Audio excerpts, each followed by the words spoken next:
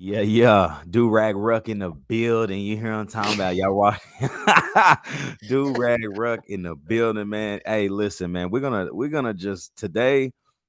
I'm so excited for this episode. I've been wanting to do this episode for a long time. The 2023 offense, better or worse than 22? I'm trying to tell y'all right now. I believe that this team has gotten better. I agree. Better. I Your agree. boy Ruck in the building, joined by my dog Turner, man. We're gonna update y'all on everything that happened last week. Man, the Parker Ball show. We can't wait to update y'all on all of that. And boy, when I tell y'all we got a guest coming in the next couple weeks, you ain't gonna believe it. All I'm gonna tell y'all is it's straight up Tennessee, baby. It's the Tuesday rundown, man. Let's tap in. Let's get it.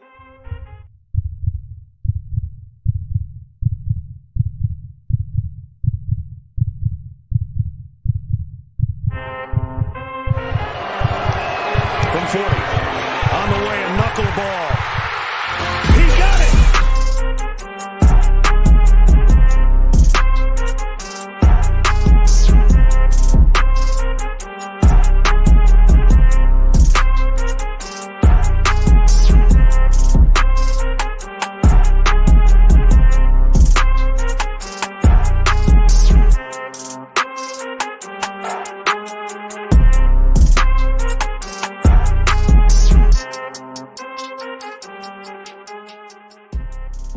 39 days. 39 days until that T opens up on Nissan Stadium. What you talking about? Look, now we've never really done that, but I wonder if we will. I'm actually interested. I'm wondering if they will open the T up on Nissan Stadium one time. I don't know, because didn't you say technically we're the away team? Technically, we are the away team. So, I don't know. oh It's just man. weird. So weird. Y'all, what's good? Tap in, man. We glad everybody's back. Hope you had a great weekend. If you're listening on YouTube right now, go ahead, like, comment, subscribe. Join the channel, man. You can join for literally 99 cents. That'll get you in at our gray level member. Man, you're going to get some emotes. You're going to get some emojis. We cooking those up right now. And man, if you really want to go big, man, you can go ahead and join at the white level at $4.99 a month. Go ahead and hop in our Discord server, man, where we have different channels where you can literally go haywire because we're 39 days away from being able to scream at each other, yell, get excited, say stupid stuff that don't make any sense. But then, man, if you're listening right now on Apple or Spotify podcast, man, thank you so much. Continue to rate us 5 stars and let everybody know, man, why they need to be tapping in with the boys from straight up Tennessee, man. Turn, how was your weekend, my boy?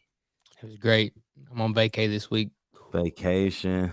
Ain't doing I nothing. mean, A little dang. staycation. It's still vacation. You ain't got to do nothing Mhm. Yeah, except for facts. anything you want. Absolutely. Man, I wish that I could like take vacation and get paid all the time. It'd be nice Like, one. that would just be called like an investor, I guess. Like That's something. you don't do anything except front the money to do whatever, and you just live your life however you want, bro. Y'all, the support over the last couple weeks has been crazy. Last Friday, the Parker Ball episode dropped, and y'all went absolutely crazy. Thank you to all the people that commented, man, the likes, the views.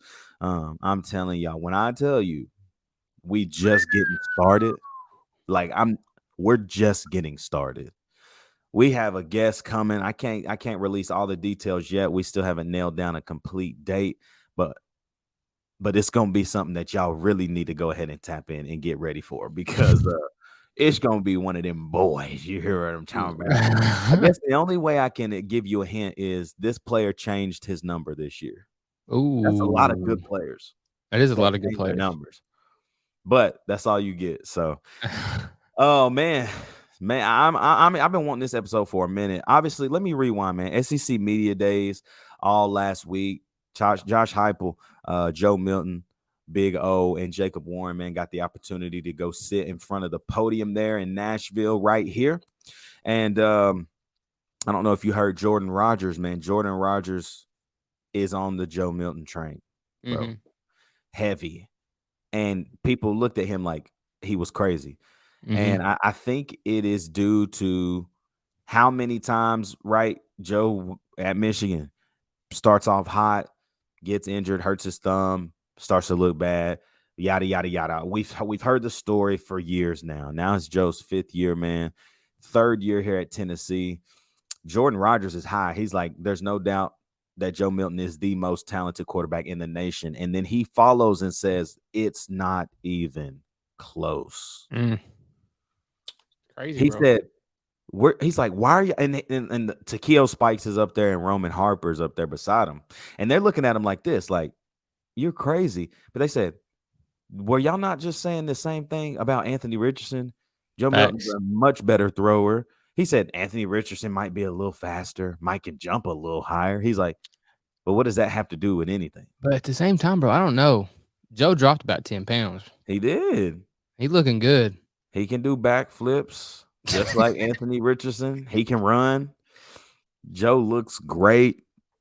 And but he said, like, Joe Milton has the opportunity to have his name in the Heisman conversation, top 10 draft pick. And that's when the guys looked at him like he was crazy. He's like, Anthony Richardson just went 4th to the Indianapolis Colts. Facts. Y'all really think if he don't come out here and perform that Joe Milton can't do the same? And so the hype is real, but it doesn't, a couple shows ago, I was like, is it too much? And now as we get closer, I'm like, no, like, look at the film, bro. Like, he's done enough in he hasn't even played a full season here, and we know what he can do. So it's like, sky's the limit, bro. Sky's the limit. Facts. I'm ready. I'm ready for it. I'm ready to talk about this offense too. So that leads us right in, man. Obviously, today we're going to be talking about this 2023 offense. Is it better or is it worse? There's a lot of numbers and a lot of things that we could go into, but the one thing that we do know is that last year the offense was number 1 in the country in yards per game. Broke a ton of records records that I don't think Tennessee has ever even cared about in the last 30 years. But they broke all kinds of school records, all kinds of national records.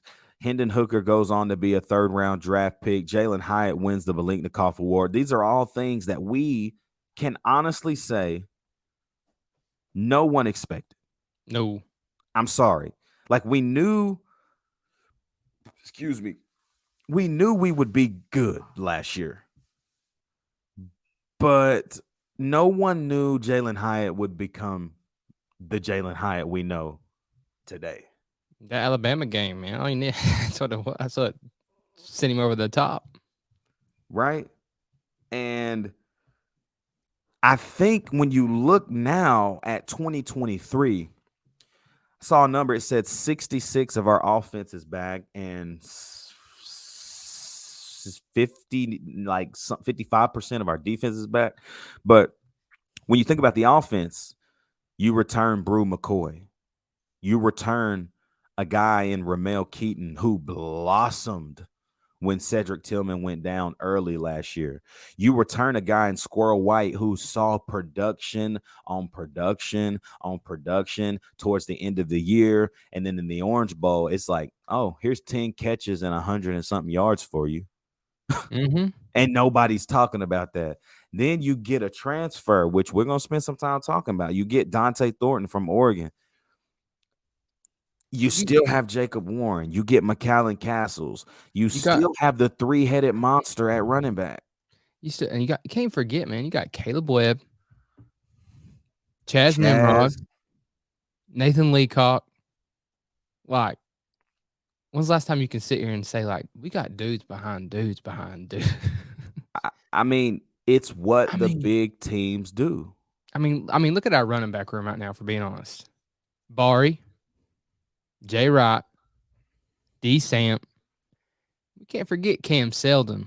Cameron Seldon is going to be a boy. He's going to play. He's going to get some PT this year.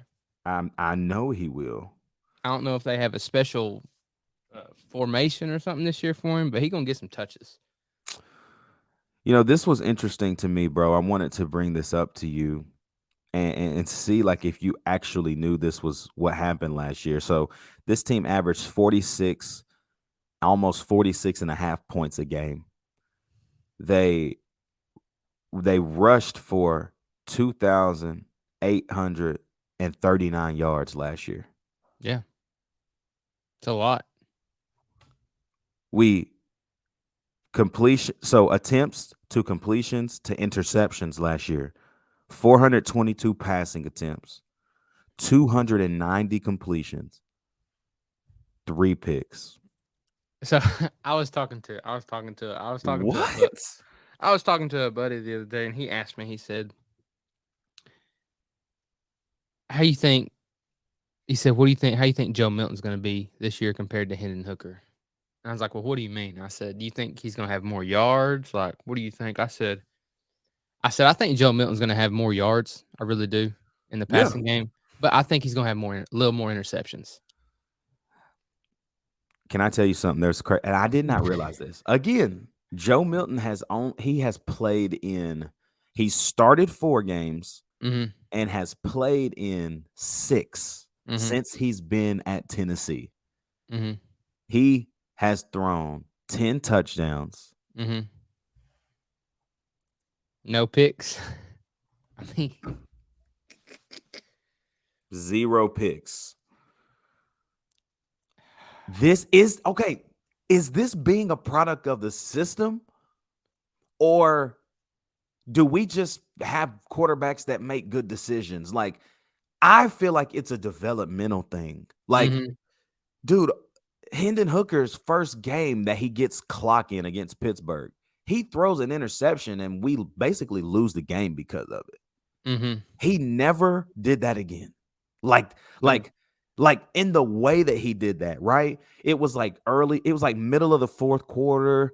We're driving, bro. Like, bro, I'm sitting right beside you in Mhm. section Q. I'll never forget. I'm sitting right beside you. And we're like, dude, like this dude, like, we might win this game. Yeah. And he throws that pick late because he just was like, I don't know what to do with the ball, so I'm just gonna Mhm. throw it. Mhm. And we never saw him do it again. Mm-mm. Is this a product of the Josh Heupel development? Like, not the system, but like, is this a developmental thing? Being smart with the ball, yeah. I mean, you can't just like wake up one day and just know when and how to throw the ball. I'm sorry. Like, if I got out there on Saturday, September 2nd, and started against Virginia, I promise you, I'm gonna force the ball and I'm gonna throw me at least 2 picks. Me. Yeah, I mean, I think it's a developmental thing, but I also think it's a system thing too, man. I mean, our offensive system is very what's the word I'm looking for? It's very momentum based. Like, you know what I I mean? mean, Like, and I guess that's the tempo. yeah, and Josh Heupel does such a good job. Like, I mean, I look back at games last year, bro, and like, I mean, yeah, will we try to hit them deep? Yeah, sure, but Hendon Hooker always got those first 3 or 4 throws, just little quick darts, completion, Always. completion, completion, completion, little And comeback. honestly, Joe Yeah, does that even better than yeah, Hendon and did. so that's what yeah, Sometimes I felt like Hendon was just kind of like lobbing it out there to a screen. yeah, absolutely. Joe turned around and like Pat Mahomes sidearm that John. Yeah, dude, and I think it's part of the system too. You get that confidence up in them, and like, I don't know, we stretch the field, but we also do so good in the short game too.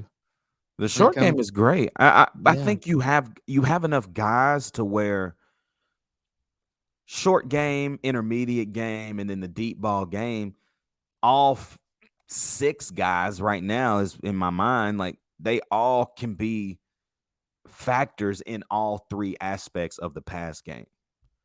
100%. I mean, bro, okay. Let's talk about this. The rushing from last year. 2,839 yards. We rushed the ball.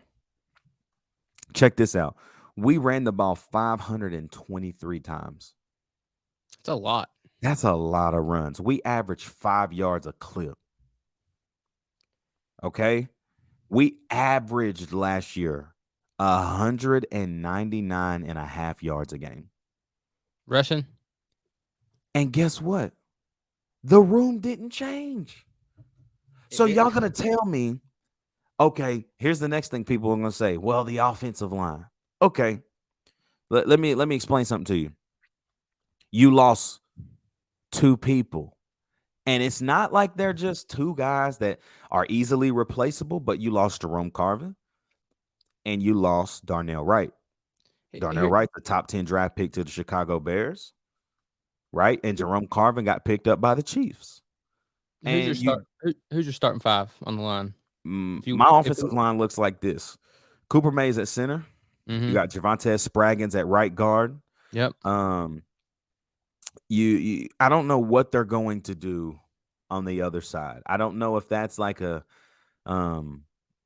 is that somebody we don't know, or did they move Mincy or Crawford inside? I don't know. But you're gonna have Mincy or Crawford at right tackle, and then you're gonna have John Campbell at left tackle. 100%. You got Ollie Lane at guard, left guard. Ollie might start at guard. He could. He could. I forget about big boy John Campbell. John Campbell is going to be on that field. I promise. I can promise you that. That's what the offensive line, to me, I'm like, left guard, in my opinion, is a little interchangeable in a sense of like, I don't know what makes the most sense. Obviously, I think Ollie Lane definitely can come in and make a massive impact there. But I don't know if that's what will happen. You know, you still have the Texas transfer. What's his name? I don't even remember dude's name. Not Larry Johnson, right? Nah, that's Bulldog. I can't think. Bulldog. I like Bulldog. Andre Carrick or something like that. Yeah, Kirk, Joey Crack. But bringing it back to the attention, obviously, the biggest thing about last year that does not carry over to this year is Hendon Hooker.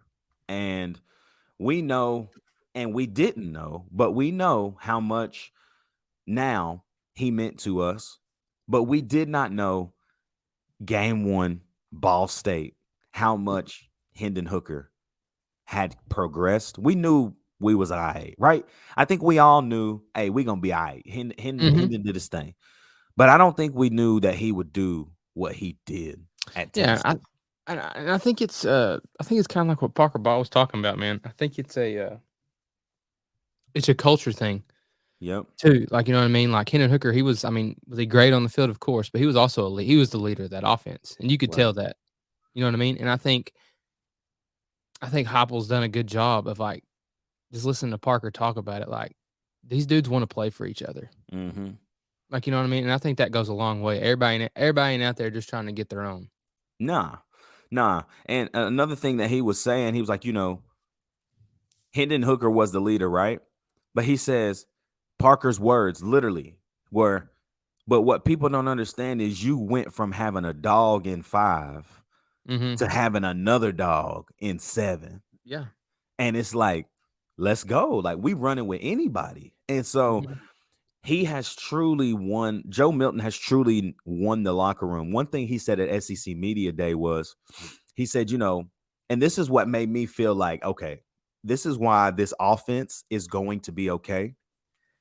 They asked him a question, and the question was kind of formulated in a way where they were like, man, Joe, how do you gain the respect of your teammates and stuff and yada, yada, yada. He said, you know, the biggest thing that I did, he's like, last year, Hendon was in the same position I'm in now. He's like, Hendon, he's like, I'm busy. Like, he's like, I'm in New York, or I'm here at SEC Media Day enjoying my time, and I'm blessed by that. He's like, but Hendon was busy. So while Hendon was busy, I was just building relationships with my teammates. He's like, I got handshakes with 85% of these players who will never see the field, not because they just won't, but it's just kind of the hand they may be dealt right now. And he's like, I got handshakes with half the team. He's like, I know this team. And that's the way that I grew my leadership, is by just being around, staying in the weight room, staying in the film room, being around the team in the locker room. And so Jacob Warren then gets asked, Hendon Hooker leaves, Joe Milton, buddy. Jacob Warren says, the biggest thing why I love and respect Joe is he had every right to leave after what happened to him. And for him to stay, he was like, I respect and love him so much, and I cannot wait for y'all to see what 7 does on this field. So the team is behind him, bro. Yeah. That changes everything, bro. For confidence-wise, we already know. We already know Joe out there. Joe is Joe. Like, first game, warm-ups, he going to be turned. He's turned. Yes, he's just going to be on the field. Like, hey. And Joe's got, like, swag beyond anything. Yeah, it's a different type than Hendon. I mean, Hendon has swag, but Joe's got swag. Joe's got, I don't know. You know what I mean? I know exactly what you mean. So, Turner, let me ask you this, bro. Obviously, I can ask you this simple question and say, what rides on the success of this team this year? Everybody's gonna say Joe Milton. Yeah. Outside of Joe, who is the next most important player on this offense for us to see success far greater than we did last year? I think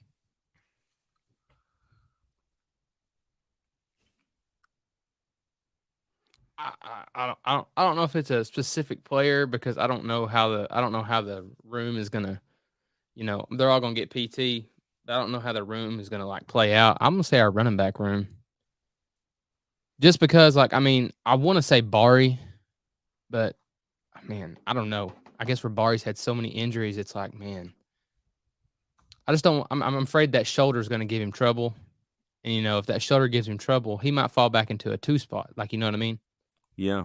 So, and I think for our offense to be successful this year, man, dude, I think we got to be able to run the football, but I think we're going to see a lot more swing passes out of the backfield. I think we're going to see some screens this year that we haven't seen in the past.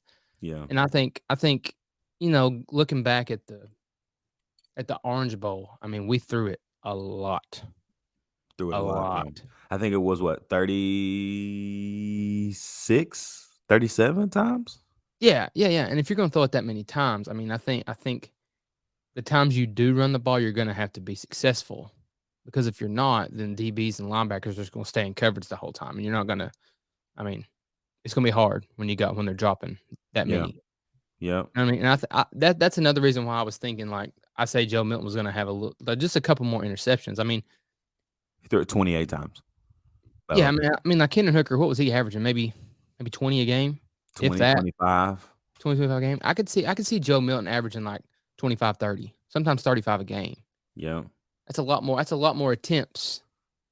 Right. So that's the only reason I said like interceptions earlier. Not that I don't think he's smart, but I mean, you throw the ball so many times. I mean, it's like it's like Lane Kiffin and Matt Corral. Like, yeah. Lane was like, I don't care if you throw a pick, stretch the field. Yeah. Mm-hmm. I mean, that game, I think it was Ole Miss, Arkansas in 2021. Matt Corral threw like 6 picks. Yeah. But they won. Yeah, man. And about the whole offensive thing too, man. I'm also excited. I say running backs, but I'm also excited to see how tight ends work into this offense because, I mean, we talked about it and you just kind of said it, dude. Our wide receiver room, I mean, you got Brew, Ramel, Squirrel, Thornton. I mean, those 4 are going to play. They're going to play. Hands down. And if we come out, we kind of talked about it like in a couple episodes before this one. Like, if we come out 4 wide, I mean, there's going to be a tight end on the field, like an H-back or something. You know what I mean? Yeah. And I'm anxious to see how we use tight ends this year compared to in the past, like splitting them out wide. I mean, I think we're still going to split them out wide, but I don't know if we'll split them out as much as we used to. Like, you know what I mean? Right. Like going back to my original question that I asked you, I think for me, it's Jabari Small. We've not seen Jabari play a full year since his freshman year, and that was when Jeremy Pruitt's last year, the COVID year. The 10-game season was Jabari Smalls' freshman year. And we have never seen him play a full season. People don't realize how much of a dog Jabari is, bro. Because of his injuries, because of, you see more explosive plays maybe out of Jay Wright and D Samp.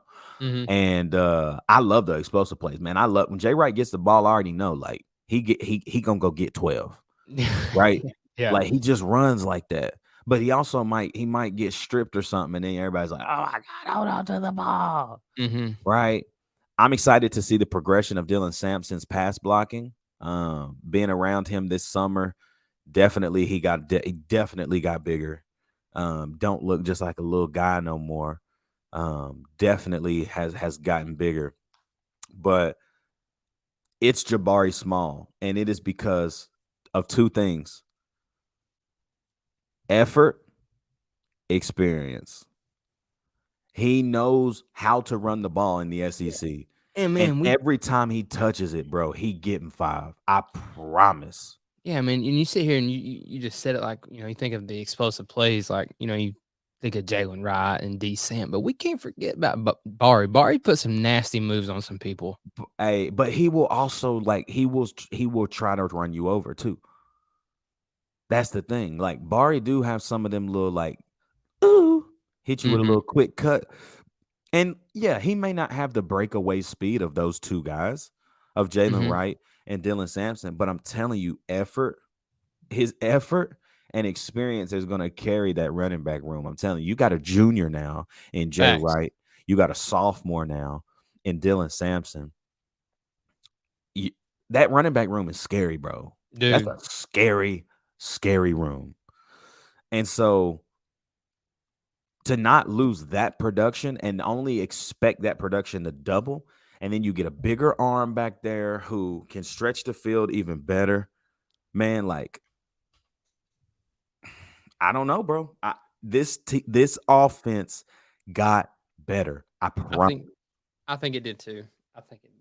And the biggest thing for me is the unsung heroism already of the impact that Dante Thornton is going to make.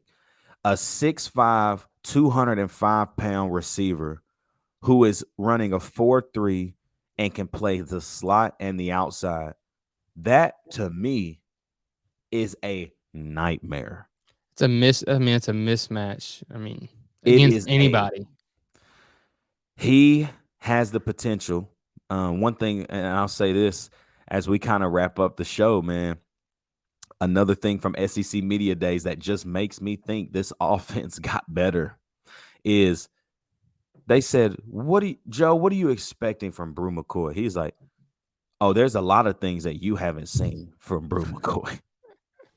He said, there's a lot of things you haven't seen, and he can do it all. And he's like, Brew and Ramel, he's like talking about Ramel Keaton. He's like, man, Ramel has grown. He's a leader of that room now. He's like, he literally said, me and Ramel went to New York, and I ain't never heard him talk as much as he did in New York. And he's like, these dudes are now from being led to leading this room. He's like, I'm telling you, like, you haven't seen the best of what they can do. And then you add in Dante, you still have Squirrel. I'm telling y'all right now, mark my words, on Tuesday, July 25th, this Tennessee offense in 2023 is more dangerous than it was in 22. And I can't wait. And it does ride on the shoulders of Joe Milton. 100%. But I really do think, y'all, tap in with us in December when we December, first Saturday in December when we in Atlanta. Facts. Playing, and I'm gonna go on the ledge right here. We're gonna get a rematch with LSU. Oh, they want some of that smoke. They want it. We'll wear Smoky Grays on you again. And Smokey. Speaking of, they came out with a leak. Don't know if it's real, but we'll see. Hey. But y'all, this conversation is going to continue, man. We'll be back later on this week. We're going to talk more about the offense, but the main thing is going to be the 2023 defense, the returning guys, the guys we lost. And the title is, can they be 10% better? Yeah, I think so. I do too. I think so. Man, y'all, thank y'all so much for today. Like, comment, subscribe, join the channel, man. We're going to continue to talk more and more and more about the details of this team. We are getting close. 39 days, man, till September 2nd. Tennessee takes on Virginia in Nissan Stadium. For my dog Turn, it's your boy Ruck in the building, man. We love y'all. It's straight up Tennessee, baby. We'll see you back later this week. Yeah.